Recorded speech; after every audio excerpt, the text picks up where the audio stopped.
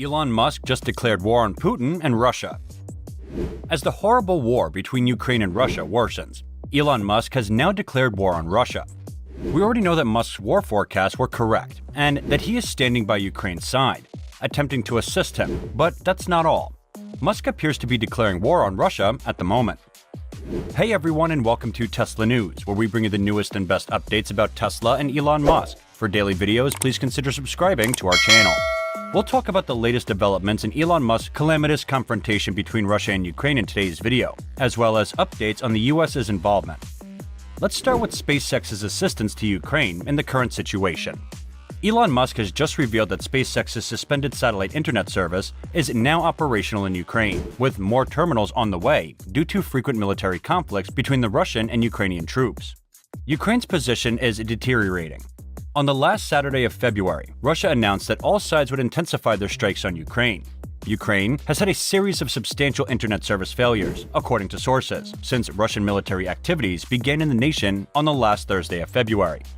The war is growing, according to Netbox, an internet monitor in the middle of this tower crisis, as a result of the country's water utilities and other vital amenities being damaged since the Russian invasion began, as the Kremlin refuses to withdraw its forces.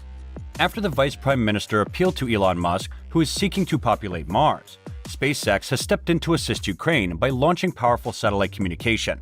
According to Ukraine's Vice Prime Minister, Mikhail Fedorov, who is also the country's Minister of Digital Transformation, Russia is seeking to seize the country. He also requested Musk to deploy Starlink stations to Ukraine. To start, this tweet from a Russian minister, in reaction to internet outages caused by Russia's attack, drew a rapid response from Elon Musk. Those that activated a SpaceX Starlink satellite broadband service in Ukraine within 10 hours of the doors opening must respond, stating that the service is currently operational in Ukraine. Officials and analysts in Ukraine feared that with the additional terminals on the way, Russia will cut off Ukraine's links to the rest of the world. So this move was taken to protect that connection. Officials and analysts in Ukraine feared that Russia might shut off Ukraine's connections. The superb satellite internet communication system, developed by SpaceX, has the advantage of being able to supply internet in remote regions and harsh situations where fiber optic cables and cell towers are unable to provide any form of access. As a result, SpaceX's Starlink will be important in terms of communication in this final phase of the conflict. In Tonga, where a disastrous volcano eruption was followed by a severe tsunami just a few weeks ago, Starlink has begun delivering free internet service in rural locations. Starlink presently manages a constellation of over 2,000 satellites with the purpose of connecting people all around the world to the internet. 7 countries, including the United States, have signed a corporate division document to promote enhanced collaboration in space conflict prevention, according to the U.S. Defense Department. The document was dubbed CSPO Vision 2031, or Combined Space Operations. The purpose of this paper, according to sources, is to promote and improve opportunities for collaboration, coordination, and interoperability in order to safeguard space freedom of action, improve mission assurance and resilience, while avoiding conflict by maximizing resources. According to sources, the document signing states included the United States, Canada, France, Germany, Australia, the United Kingdom, and New Zealand. It was signed on February 22nd. These nations pledged to uphold ideals including international law preservation, responsible and sustainable space use collaboration, and acknowledging sovereignty and space independence. Because the world is reliant on space-based systems, the CSPO document is an attempt to address the overarching needs to encourage responsible use of space while also acknowledging threats to space sustainability posed by technological advancements and other nation-states' increasingly comprehensive and aggressive counter-space programs, according to the Defense Department. Space operations have reaffirmations across the human spectrum. Military forces play an important role in international efforts to ensure freedom of access to and use of space, according to the Defense Department. CSPO officials also met in late December 2021, according to the Defense Department.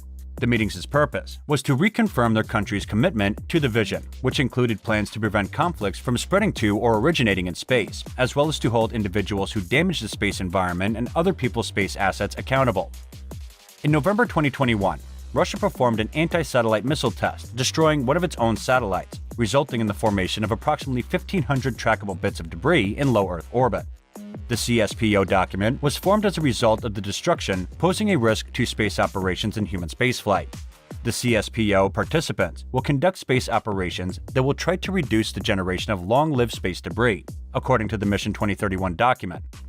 The Russia-Ukraine scenario, on the other hand, may have no impact on ULA's goals. According to current reports, at least 5 launches are planned. The Atlas V rocket, which employs RD-180 engines built in Russia, will not be hampered by U.S. sanctions imposed in response to Russia's recent invasion of Ukraine. The Atlas V flyouts RD-180 engines are safely stored at ULA's facilities in Decatur, Alabama. According to ULA spokesperson Jessica Ray, the Falcon launch system was successfully transferred, and the United Launch Alliance has already gathered the RD-180 engines required to complete the Atlas V last launches. The full consent tour, which is currently in progress, is ULA's latest launcher. The entire concentrate will be powered by the BE-4 engine designed by Jeff Bezos' Blue Origin space business, although they have 25 launches planned for their Atlas V rocket between now and 2025. As a result, the United Launch Alliance, or ULA, must continue to launch Atlas V rockets. The Atlas V rocket uses Russian RD-180 rocket engines as their primary propulsion system, boosters for the first stage. Following Russia's invasion of Crimea, restrictions on the use of Russian engines in U.S. launch vehicles were imposed, leading the U.S. government to award contracts to only 5 Atlas launch vehicles, which have remained in service to this day. ULA also buys spare parts from NPO Energomash, the RD-180 manufacturer, and frequently seeks technical support from them, but it's unclear whether they will be able to keep this relationship going. Rees stated that they have agreements in place for technical assistance and spares, but that even if such assistance is not available, they will be able to fly their Atlas program safely and effectively. On February 15th, ULA announced that it has reached an agreement with Wichita, Kansas-based Modeling Positions to produce at least 5 rocket components and spare parts. ULA CEO Tori Bruno claims that the firm has been flying these engines for a long time and is not dependent on Energomash for technical expertise. Bruno also stated that he has personal experience flying other people's rockets without their assistance, which gives him more confidence because he prefers to have a returner so that he can ask questions or perform repairs if necessary. But he can get by without it if necessary because he has a lot of knowledge and expertise in this field. He went on to claim that the RD-180 was placed on Atlas at the behest of the United States government, which wanted to avoid Russification. Following the 2014 Russian annexation of Crimea, the U.S. government judged that this was no longer a viable policy after the Cold War ended. So in the summer of that year, Bruno arrived in ULA and launched Falcon.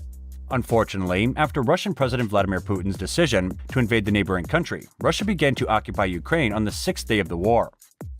More sanctions against Russia are imposed at the beginning of this week, but they do not appear to be deterring Russia's invasion of Ukraine.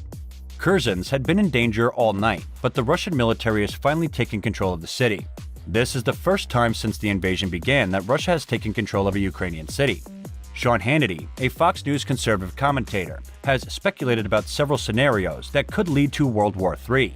He advocated for the assassination of Russian President Vladimir Putin, as well as the direct bombing of Russian military convoys by NATO. So this was all. Add your thoughts in the comments section below. Hit the bell icon and also like, subscribe, and share our channel, and stay tuned with us till our next video. We will see you soon with our next video, so be with us and go watch our Tesla Model X video on your left to see some positive aspects about it as well. Or you can also watch newly updated Tesla Model 3 2022 on your right and learn more about the Tesla world. Thank you so much for watching.